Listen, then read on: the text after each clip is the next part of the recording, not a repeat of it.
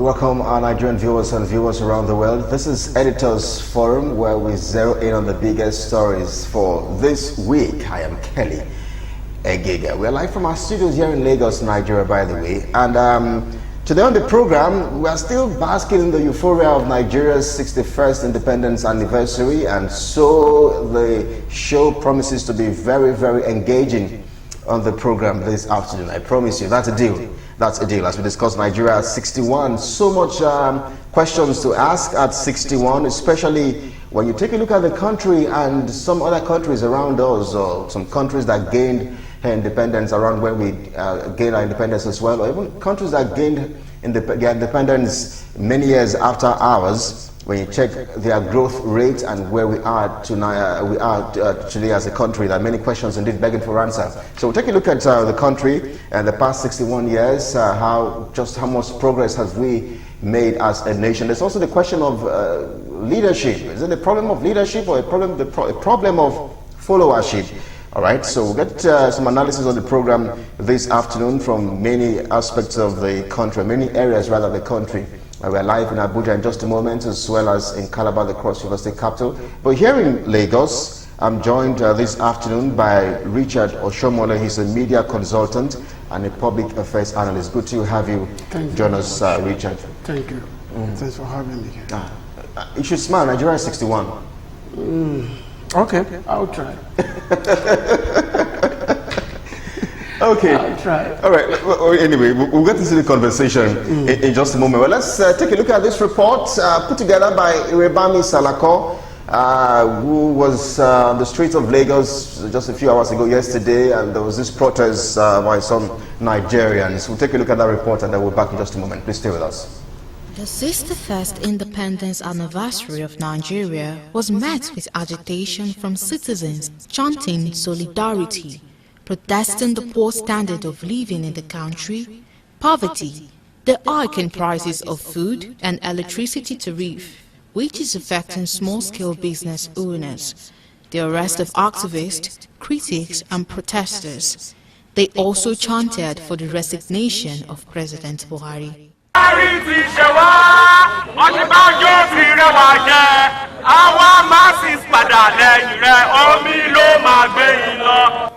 Well, the truth of the matter is that the people of Nigeria have been subjugated for too long. They've been cheated for too long. They've been dehumanized for too long. And what we have at best is not leadership. What we have at best is a system that perpetuates terrible and evil people in power. It's a system that encourages corruption and impunity. It's a system that encourages mismanagement and sheer terrible governance. He has failed to guarantee welfare of Nigerians everywhere people are hungry. Nigeria today is the headquarters of poverty. Nigeria today is the third most terrorized country in the world. What other initiatives do you need before you can conclude that this is a failed regime? This government has failed us. There's a promise of change in 2015. Up to now, in respect of infrastructure, in respect of insecurity, in respect of economy, there's a lot of things that is happening. You too can testify to it. This is a government of nepotism. This is a government of tribalism. This is a government of statism. So we are outside here at Nigeria 61. There's no light, no electricity. There's no good road. There's no food. Nigeria's youth are working. There's no work. So our message today at Nigeria 61 is we want Buhari to go.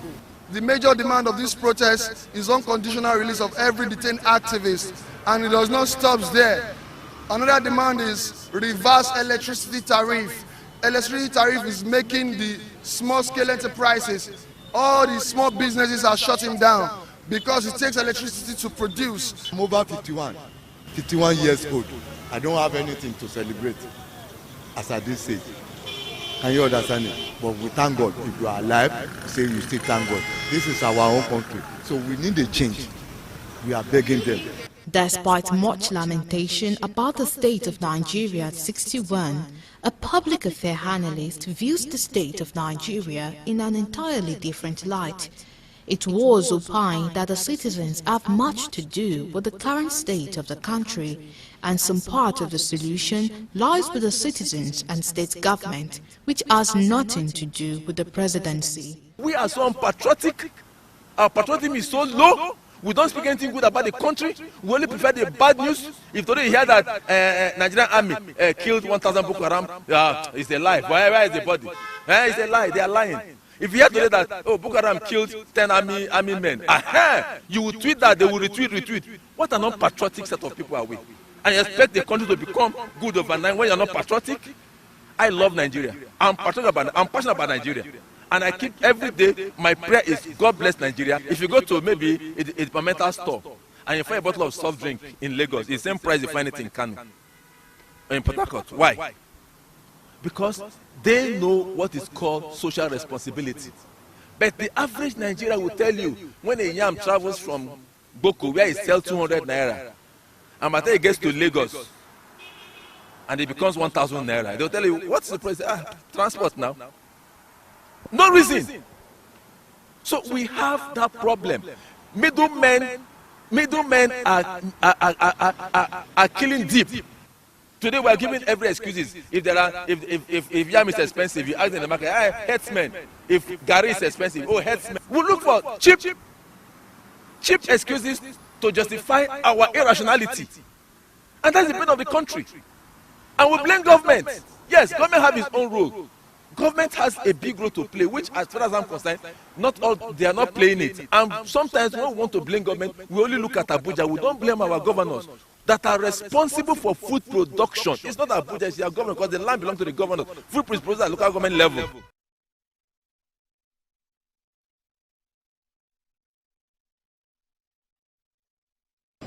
The recent arrest of Nnamdi Kanu and Sunday Adeyemo and the ongoing investigation being conducted have revealed certain high-profile financiers behind these individuals. We are vigorously pursuing these financiers, including one identified as a serving member of the National Assembly. Fellow Nigerians, this is a clear example of how people abandon their national leadership positions for their selfish gains.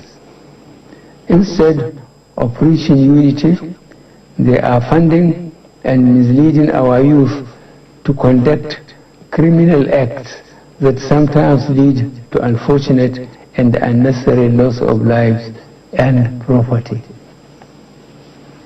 As the so-called leaders ran abroad to hide, our innocent youth are misled and left in the streets to fight for their senseless and destructive causes. Government will continue with greater level of people's participation and in collaboration with our international partners to improve the security architecture, reduce an enabling environment for criminality to thrive, and eliminate opportunities for terrorism financing.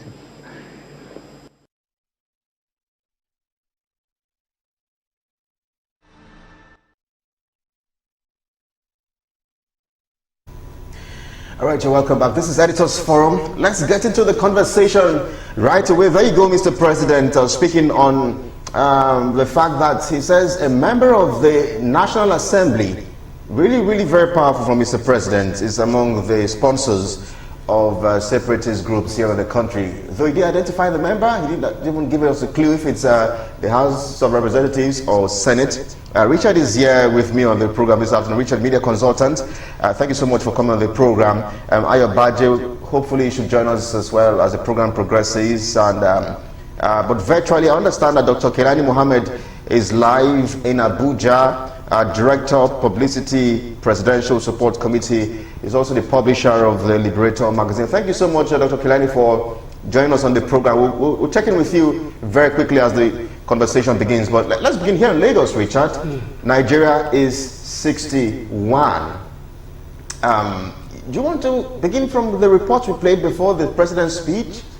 It was a twist. The first part saw people condemning this particular administration and, well, Nigeria as a whole, but then there was a balance to that report. Someone who believes that, look, we cannot totally blame this administration. I wonder where you stand. Yeah, it's about a verdict. Independence, the government will always come around to defend their position. That, oh, we've done this, we've done that. But the people still have the final verdict. How it feels, where the shoe pinches, you know, economy, security, you understand, education.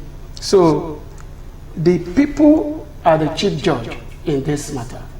And when they tell you we don't find it interesting, we are hungry, we are not safe, it's not left to you who stays with about 50 security guards to say you've done well. Let me ask you, for starters, describe Nigeria in 2 minutes. Nigeria is a work in progress that has the potential to be great, but obviously we are not yet there. So you mean we're not great yet? We aren't. We're not great? As a matter of fact, the indices... I need to remind us that we see the giants of Africa. The indices, that is an illusion. The indices are obvious that the people on the streets, when you go to countries like Netherlands, like France, from the train station, from the airport, the verdict you'll be able to get, you know, the food prices, you know, the patriotism on the faces of people. These are things that guarantee security, you know. You won't bring people from outside, aliens, to guarantee security of any country. But the citizens, before you become senator, chairman, whatever, the president, you must be a bona fide citizen of any country. And if you are disgruntled, then there is a problem. All right, let's bring in Dr. Mohammed into the conversation, publisher, Liberator magazine. Dr. Mohammed, good to see you. Happy independence indeed.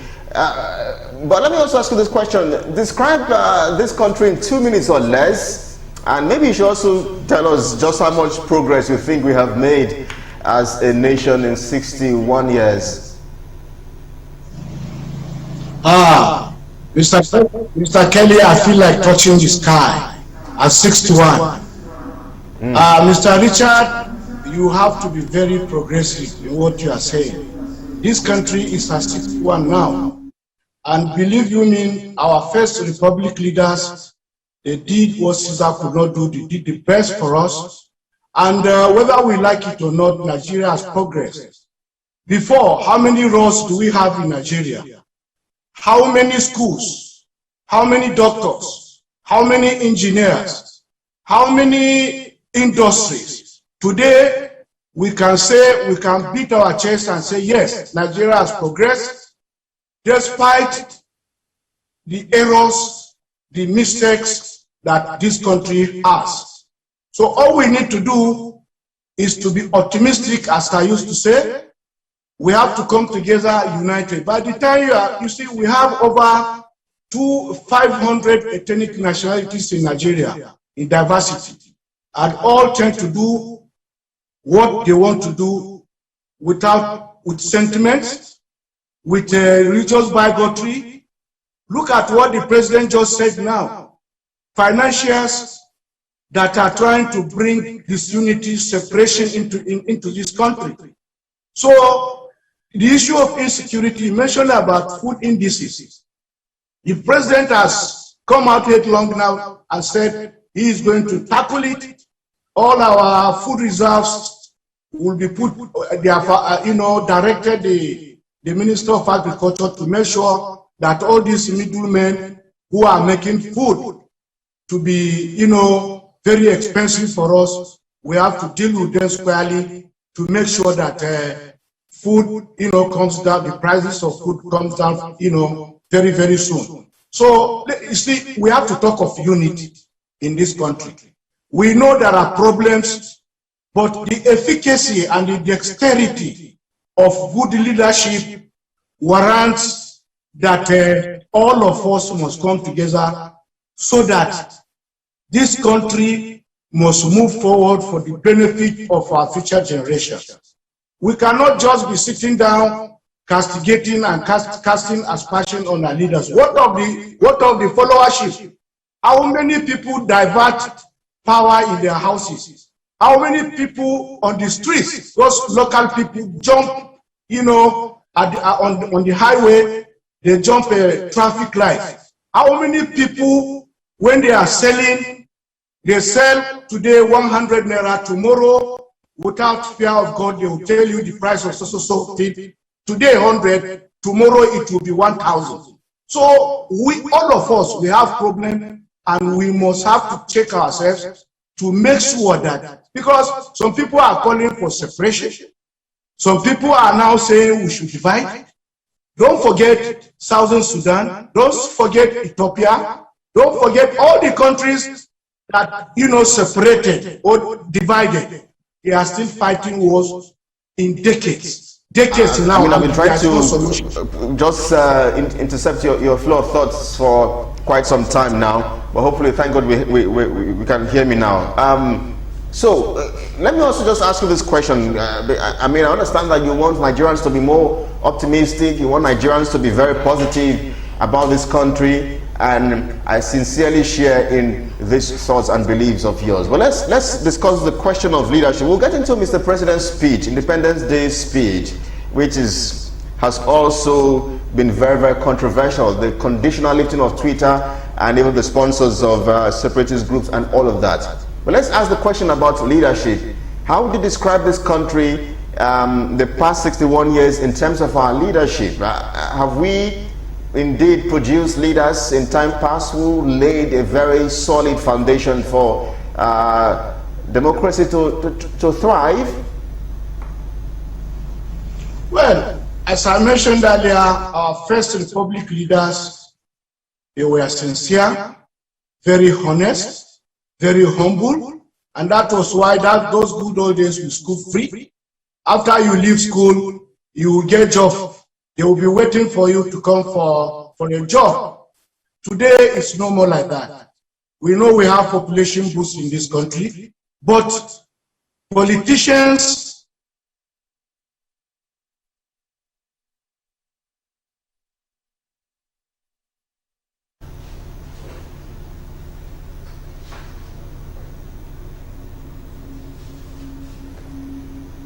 Okay, Dr. Mohammed, I think the internet is freezing, so we'll check in with you very shortly. Kennedy Insan is also supposed to join us live from Calabar. I don't know if we do have Kennedy Insan with us as well, the public affairs analyst, to share his opening thoughts with us. Once I can see feeders that we do have him, we'll get him on board. But Mr. Richard, I don't know, you were laughing for most of the time he was speaking. Okay, maybe you respond to him very shortly. Okay. But I think I can see Kennedy now. Kennedy Insan, good to have you with us as well. Public affairs analyst. We are 61 years old just yesterday. I wonder what your thoughts are. Just how much progress have we made as a nation?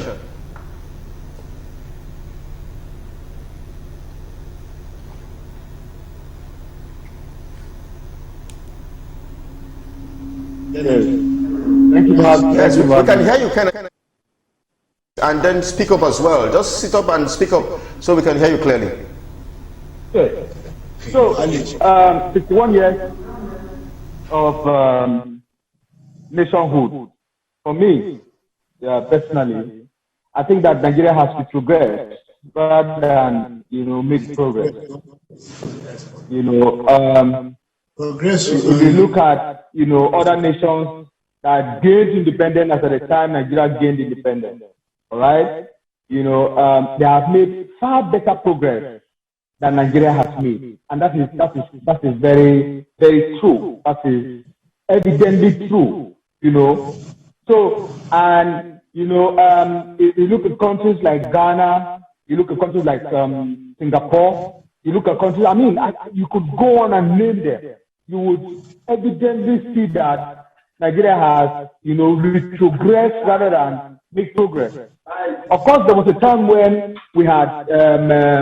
Where we had quality leadership, especially in the First Republic, that, the former speaker did alluded to. But subsequently, what we have had, especially after military intervention in Nigeria, is that when Nigeria has, rather than make progress, Nigeria has to progress drastically. And that's my point.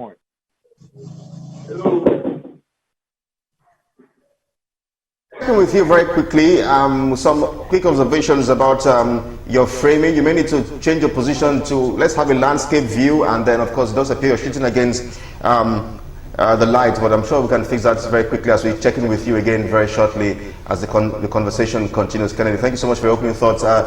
Richard, so let's continue the conversation, reactions to some of the things that you heard. If the president came out to agree, and accept that the past 18 months had been the most challenging for the government and administration, then I do not see reason why Dr. Mohammed would come around to maybe defend and say few people protest on the streets. No, we have the insurgents everywhere protesting, kidnappers. It's a protest, armed protest, We have, what do you call them now? Armed robbers, so it's not like someone has to speak for government or speak against, but the obvious we must say, so that the people in government, vested with authority to do the needful that positively impact on the lives of citizens, will be able to have, especially something they are not privy to. Something like this is happening. And how do they get that? The feedback, the best feedback you get on the street and from the media. Are Nigerians very positive people? Are we very optimistic about this country? I am one of the most optimistic in the world. I mean, Nigerians, you might be like one in a million. Nigerians are optimistic. Optimistic. Nigerians are. So if you pick 10 Nigerians now, on a scale of 1 to 10, you think we'll find up to about 8 out of 9 of Nigerians are optimistic. They are optimistic about Nigeria. Yes, and that is why sometimes ago Nigerians were rated as most happier. Is it the happiest? The most happiest. The happiest on earth. So even when Nigerians are going down the drains, they find a way to make themselves happy. So Nigerians aren't people who wake up to complain. They want to work. Someone is trying to make ends meet. He or she still try to send the child to school. This is the only country where people want to work. In other countries, they force them to work. So you can't sit back. So even the question of whether it's a leadership problem or it's a followership problem for you, you think it's more of a leadership problem than followership? Whatever the followership has become of today can't be taken away from misdeeds of the leadership, mismanagement of the leadership over the years, not necessarily now. It didn't happen overnight. The factories didn't crumble overnight in 3-4 years. So we can't totally blame this current administration. Of course, this current administration can be solely blamed for what we are experiencing, but they also share from the blame. Of course, because 6 years isn't a child play in anyone's life, Because the administration has been very concerned about, look, the rot and decay. Yes, it's a foundational problem. Like we blame the colonialists for our troubles, and we also blame the military for this problem. No, Singapore was there, Dubai was there, United Arab Emirates by extension, the Malaysia was there. But let's put side by side what progress they've made. Then there's democracy with all. You know how many people who died because of this democracy? What has it given us? All right, let's get back to Dr. Mohammed. Dr. Mohammed, I wonder if you think it's fair or justifiable to compare Nigeria to other countries, the likes of Singapore, the likes of Ghana, Finland, and all of that, Dr. Mohammed? I don't think Mr. Richard is fair. Hello? Yes, it's not between you and Mr. Richard. He's entitled to his own opinion. You are entitled to yours. So the question is it fair to, is it okay, is it all right, is it justifiable to make comparisons, compare our dear nation to other, or compare the growth recorded in this country to the growth in other countries, neighboring countries around us and all of that?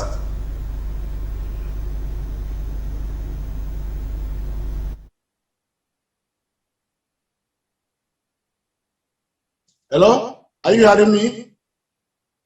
Dr. Muhammad, the question is for you. Yeah. Okay. You see, you cannot compare Nigeria with our neighboring countries or like Singapore that you mentioned. Nigeria is a very unique country with over 200 million people with different ethnic nationalities. And you see, number one, what we have here today, as I was saying earlier, is about corruption and bad leadership. So we cannot compare Nigeria with those. The progress we have made so far in this country, whether we like it or not, you cannot compare it to when we got our independence. And we are not yet there. We believe when we come together, when we go back to the drawing board, and we shun tribalism, nepotism, we shun armed robbery, all this banditry, and all the societal is when we are able to make sure that we deal with them squarely and we eliminate them. Nigeria is going to be a better place. You cannot compare a country with just about 2 tribes to Nigeria who have over 500 tribes. So, but if you check the indices today, how many industries do we have in this country today? How many good roads do we have? How many doctors have we sent to Europe and Saudi Arabia? The scientists we have in America today, more than 60% of them are Nigerians who are innovators, and they have been inventing a lot of things. So educationally, we have come up, even housewife, we have come up, we have fed ourselves before, and we have been feeding African countries. So the only thing we need to stop this negative comparison, all we need to do, I'm advising Mr. Richard, we should come together as one entity and make sure we don't have any other country. For example, if you go to America now or any other country in the world, they will be monitoring you. Nigeria is a free place for us. It's our country. It's our legacy. So we know we have problems. These problems, we must attack them. The president said recently that in the last 18 months, there was COVID. Over 1 year, there was no production. People were yes, at home. We'll get into the president's speech in just a moment. I want us to just lay the basics and lay a foundation for our discussion before we get into Mr. President's speech or Independence Day speech. All right, so I'm sure Kennedy is still with us. Kennedy, we have to round off very quickly and get into Mr. President's speech. Kennedy, I don't know if you're still with us. But if you are, I'm here. Yes, let's discuss some other issues. Indeed, there may be okay. Good, you're still with us, Kennedy. Yes. So let's even get your own reaction or response to the back and forth. Do you think that we are quite an optimistic nation? Are we very optimistic, Kennedy, about our country, Nigeria? And secondly, who should we put the blame on, the leaders or the followers? Because, for instance, the report we just played before at the start of the program, the last public affairs analyst there was calling on Nigerians to, sit up, play our parts, play our roles. I mean, sometimes some Nigerians have said, look, Nigerians need to wake up and take the bull by the horn and, go out there and question the accountability of our leaders and transparency and all of that. So I wonder if you think for you, the leaders should be held responsible or the followers?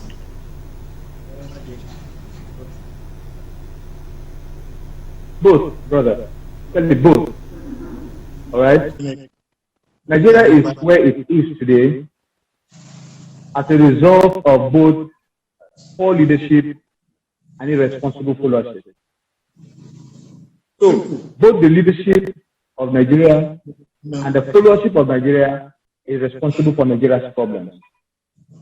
And to sort Nigeria out, to sort our problems out, both the leadership, and the followership has got roles to play.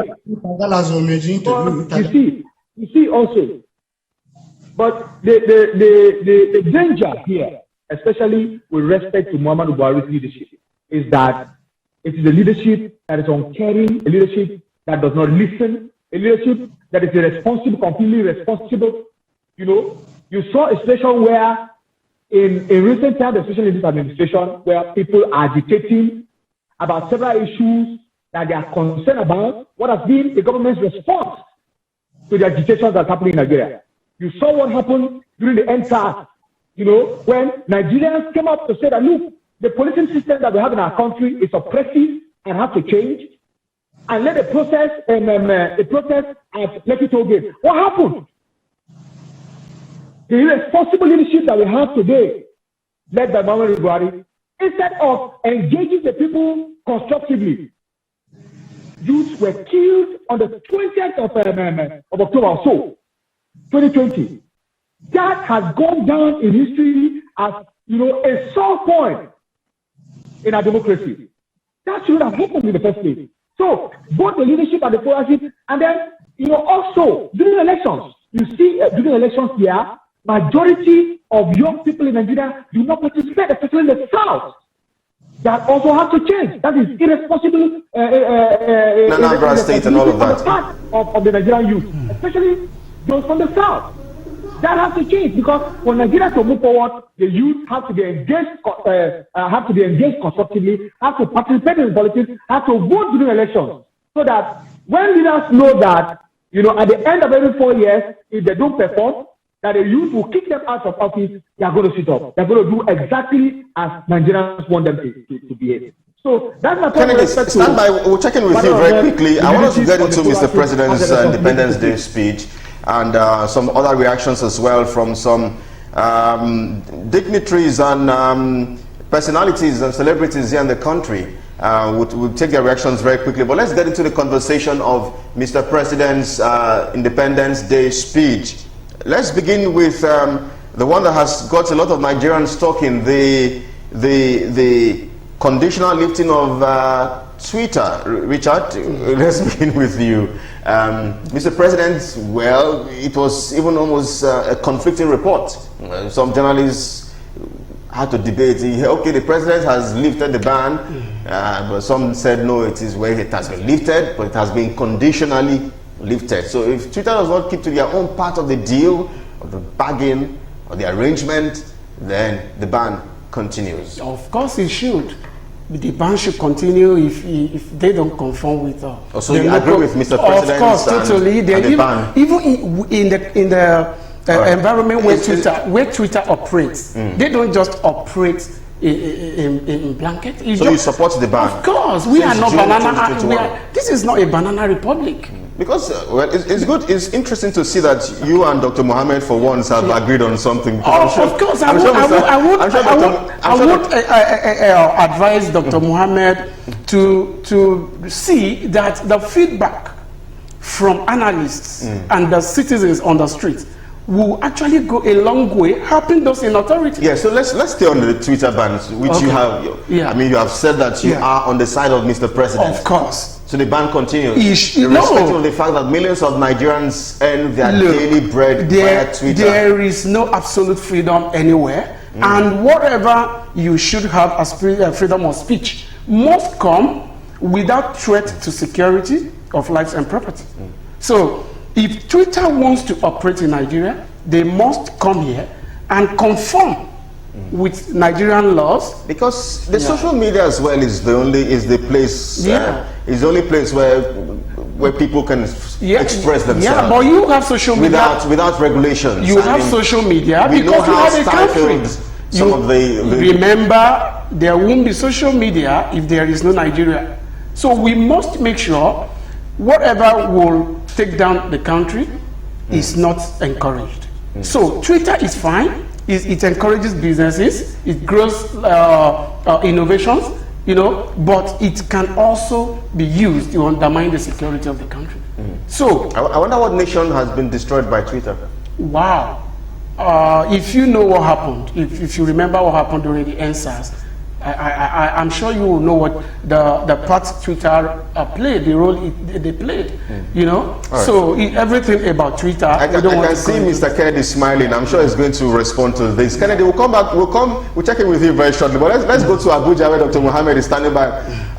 Doctor, for once, I am sure you agree absolutely with Richard on the ban on Twitter. Now that it has been lifted conditionally, I'm sure you would agree with Mr. Richard here that Twitter should keep to their own part of the deal or bargain. Isn't that true? That is wonderful. That is, I think Mr. Richard has said it all. We are not a banana republic. Twitter has been banned in many countries, even in US. If you check the records recently, they are fighting Twitter. In Europe, because what they have is they normally, you know, put forward hate speech, fake news. During the answers, they were supporting those youths. They were even giving them meals during the progression. And what they would normally do, they send out fake news, which Nigerians read, and it undermines our national security. So I think what the government has done by giving these conditionalities, if they don't meet it, then they should be banned forever. There are other outlets we are going to use. Social media, we know it has come to stay, but any social media outfit that will bring, you know, destabilization, total breakdown of law and order, I think Nigeria will not agree with it. And I'm in line with what my friend Mr. Richard has said. So I think that is better for all Nigerians, as the president has already said, okay, these are the conditions. Raised something that you said that Twitter was responsible for feeding. You've said that Twitter was responsible for feeding NSOS protesters. That's a very strong allegation to make, Dr. Richard. Kennedy, I'm sure you're with us. Do you agree with Richard and Dr. Mohammed on the conditional ban or conditional lifting of the ban on Twitter?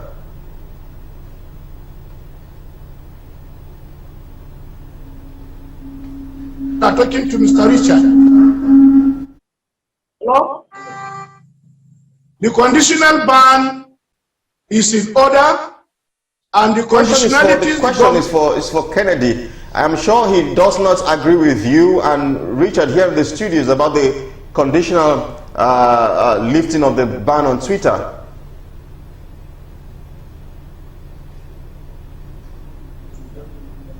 Let them I need to join you. I need to come out.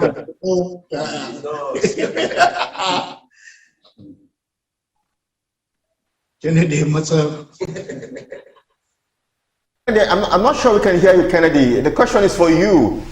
Perhaps you didn't hear the question. I'm wondering, what's your position on the conditional lifting of the ban on Twitter, microblogging sites, Twitter? Oh, yeah, beautiful.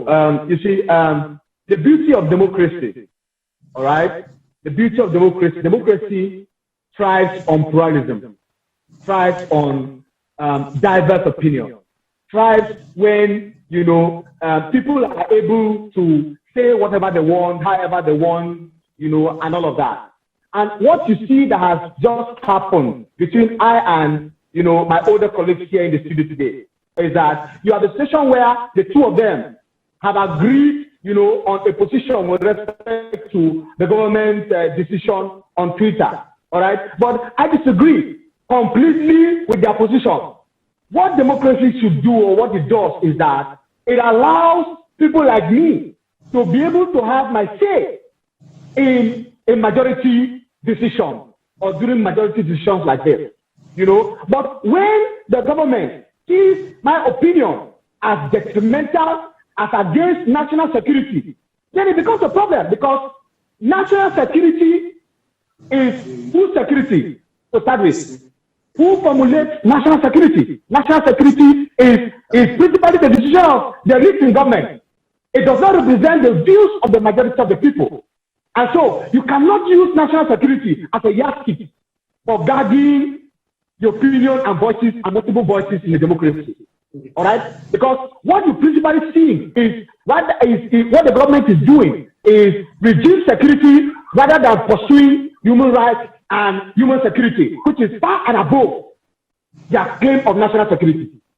All right? So, and it has to be said that despite the fact that, it was said that Twitter was banned, I mean, because some of these people live in the analog age or still live in the analog age, they don't know that, some of us who now live in the digital era, have gone past, some of the things that they are trying to do. Kennedy, I'm sure that's really very strong to use. But since we are on security, let me stay with you and ask you, just how concerned are you about the revelation by Mr. President that a member of the National Assembly, even though we do not know his identity, we do not know if he belongs to the House of Representatives or the Senate, but a member of the National Assembly has been fingered, reportedly identified as one of the sponsors of the separatist groups. Just how concerned are you about this revelation in Mr. President's speech, of course, October 1 yesterday? I mean, I would have expected that Mr. President would have revealed to us who the National Assembly member is. Mr. President is more concerned, in his revelation about IPOP and Nnamdi Kanu. Did you hear Mr. President talk about the bandits? Did you hear him talk about Boko Haram? Did you hear Mr. President mention, the people who were revealed in Dubai as sponsors of Boko Haram? Did you hear him talk about that? Mr. President is more concerned about what's happening, with respect to Nnamdi Kanu and Sunday Igboho, rather than the killings that's happening in the Northeast and in the North Central. Is Mr. President concerned about the killings by Boko Haram members or bandits? Did he mention that in the whole of Mr. President's speech? The hypocrisy of the Buhari regime smells to high heaven. That has to stop. People have got to be told the truth about what's happening in Nigeria today. Did you hear him mention that? Are you not concerned about that? I am far more concerned about the things that Mr. President does not say than what he says. So, if you ask me, I want to hear Mr. President, talk about the people who have been mentioned, who are behind the terrorist network in Nigeria. I want to hear him talk about that. I want to hear him talk about the people who are responsible for bandit attacks. We had a governor, Katsina State governor, 15 minutes or less to round off the discussion and conversation on the program. Kennedy, stand by. We'll check in with you as we begin to round off on the conversation and wind down on the conversation. Richard, we need to begin to wind down now. Yeah. He has raised some very strong and salient points. There are different things altogether. Yeah, but indeed, why was Mr. President quiet about the bandits, the level of insecurity in the north, especially northeast and northwest zones, where even internet or telecommunications have been shut down? I believe we are talking about the sponsors here. That is what we are talking about. Sponsors and the way forward. He fingered someone or two or three individuals that had been identified, sponsoring and contributing to agitation. We have full-fledged terrorism going on in there. And we hope these names will be politically motivated. In the north. And you would agree with me that for the terrorism financiers and sponsors to be gotten, it cannot be done within Nigerian alone. Within the ambit of government operations in Nigeria. International cooperations, you will agree with me, will have come to play with in all this. Then, in naming those sponsors, I do not want to believe that it is just the prerogative of Nigerian government alone. Because when you have United States, United Kingdom, and the rest trying to, figure out how the terrorism is being financed and all that, there are things and actions that could preempt and compromise. You understand? Whereas the agitation, the local agitation, we cannot compare to what has happened in the north. Where even some military operatives have been found wanting. You understand? Just like in the Niger Delta agitation era, about 10 officers were fingered.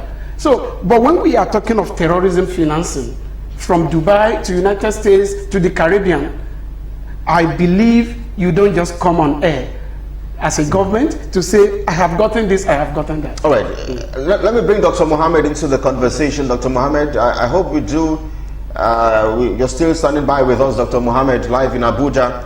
Very recently, the Senate, a member of the Senate, as a matter of fact, from Sokoto, laid it upon the House that it is high time the government declares bandits, or the government proscribes bandits as terrorists. I'm not sure we do have Dr. Mohammed back, but Richard, let's stay with of you. Course. So very recently, the Senate said, look, it directed that, look, let's proscribe bandits as terrorists. So it's long overdue. It's long overdue. When you have someone... Why is the Senate pointing fingers to the executive? Well, why can't the Senate take the lead? I mean, it's an arm of government. Okay. It's an independent arm of government. You are coming with another angle to it.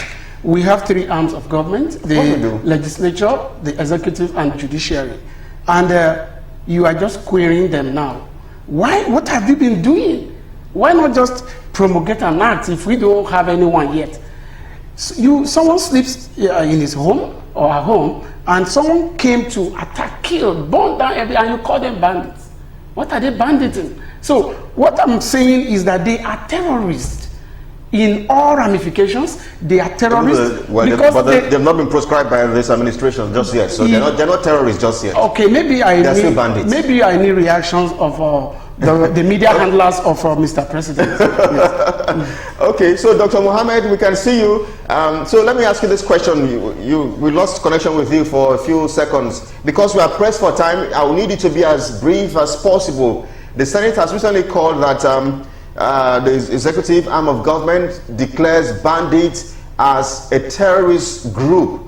I'm sure your area has been affected by bandits, Kaduna State, for instance, where you visit very often. Are you in support of that move? Not totally.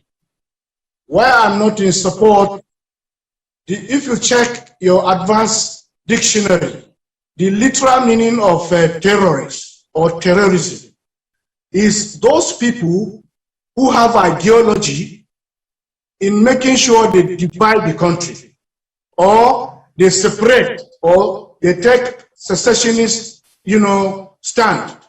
But terrorists, bandits can be defined as those people who don't have any ideology. What they want is money. They don't have ideology to divide any country or to separate. So, but if the Senate has said, and the National Assembly is now calling on Mr. President, worldwide, you cannot say terrorists are bandits. It's not done anywhere. But before then, I want to tell Mr. Kennedy that you should not forget, we cannot undermine the national security of this country. Buhari and SARS, Nnamdi Kanu was dishing out orders through Twitter.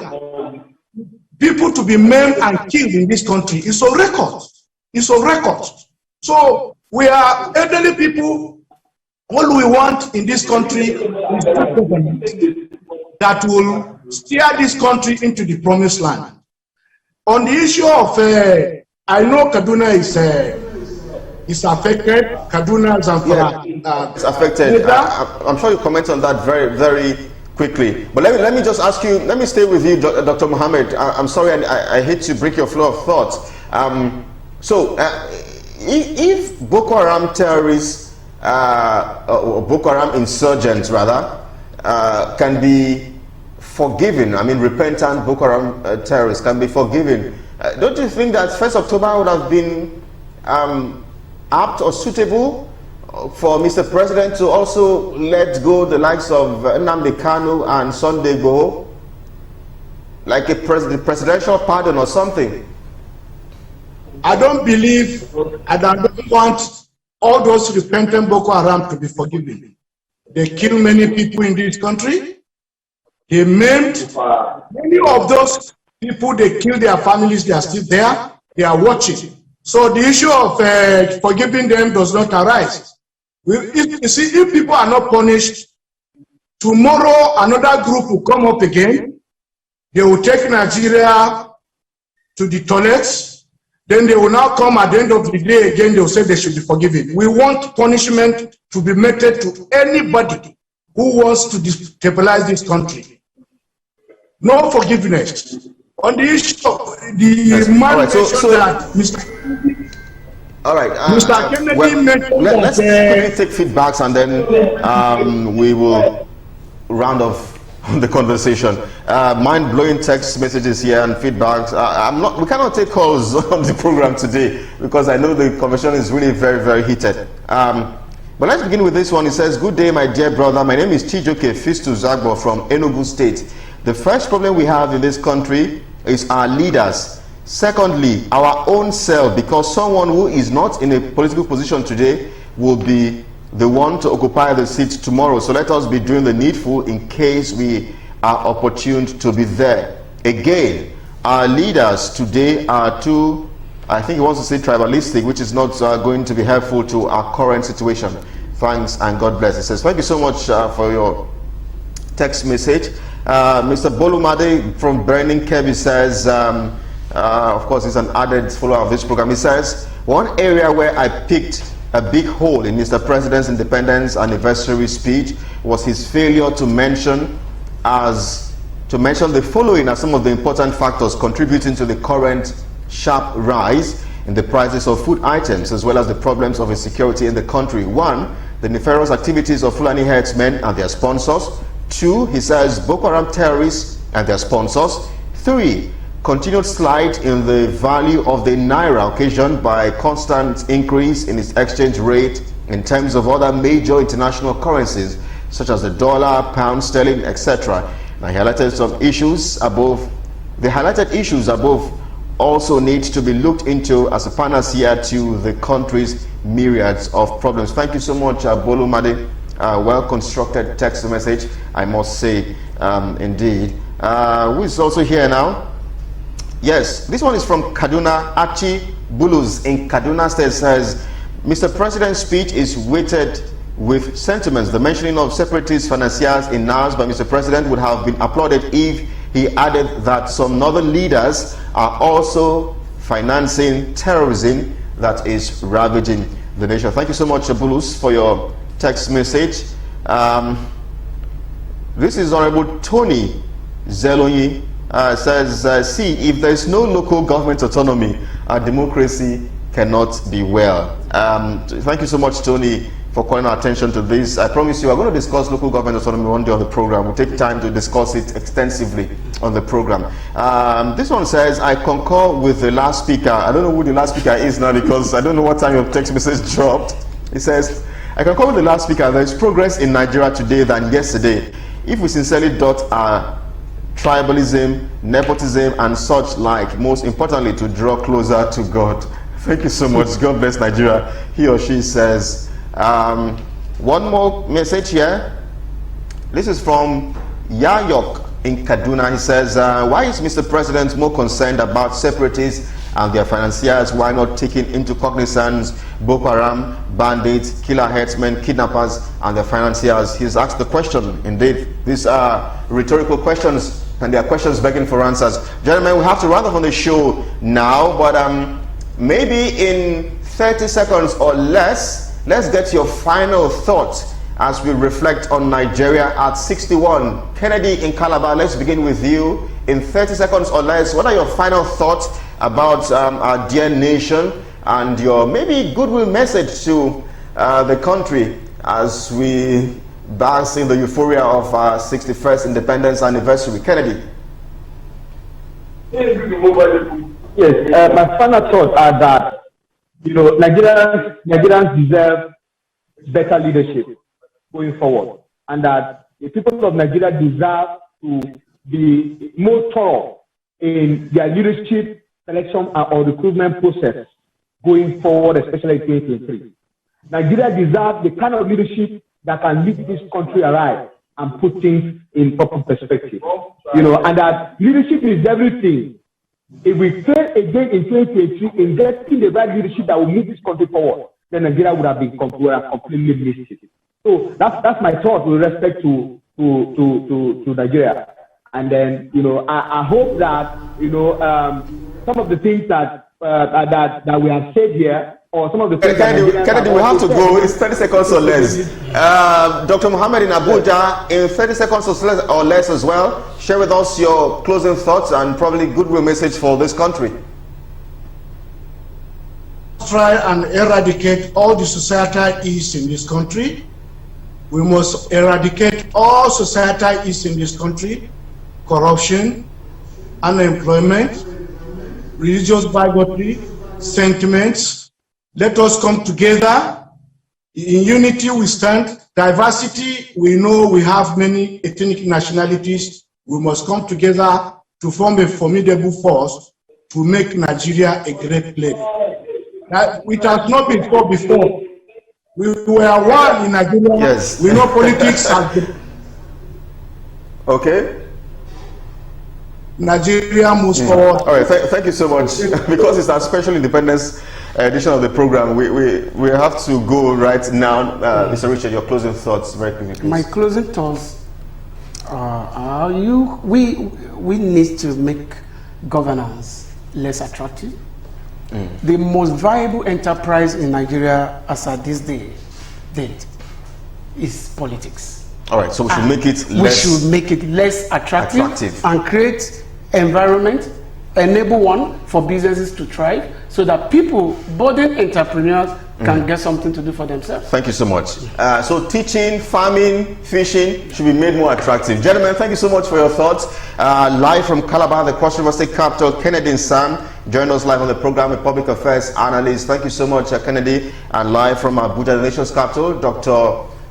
Kelani Mohammed also joined us live on the program, publisher, Liberator Magazine, and director, publicity, presidential support committee. Gentlemen, thank you so much indeed for your thoughts on the program. And here in the studios, Richard Oshomola, media consultant, thank you so much for joining us on the program this afternoon. Of course, to you out there, thank you for watching. Thank you for your text messages. Your calls are buzzing the phone lines, but we cannot take your calls. I'm so sorry. My name is Kelly Egiga. The show returns next week as we keep discussing issues of national interest. Good afternoon.